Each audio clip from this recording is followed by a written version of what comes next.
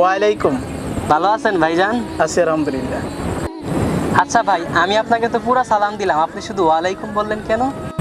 শোনো, তুমি সালাম দিয়েছো ঠিক আছে, কিন্তু আমি সালামের উত্তর ফুল নেইনি কেন?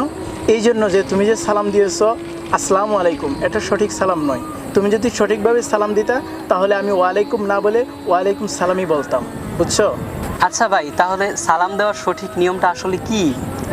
সালাম দেওয়ার সঠিক নিয়ম হচ্ছে গিয়ে, যখন তুমি কাউকে সালাম দিবা বলবা আসসালামু আলাইকুম, আসসালামু আলাইকুম, আসসালামু আলাইকুম, এগুলো বলবা না, বুঝছো? ও, আসসালামু আলাইকুম। হ্যাঁ, জি জি, আসসালামু আলাইকুম। জি ভাই, অসংখ্য ধন্যবাদ ভাই, আজকে নতুন একটা জিনিস জানতে পারলাম রমাদান মাসে।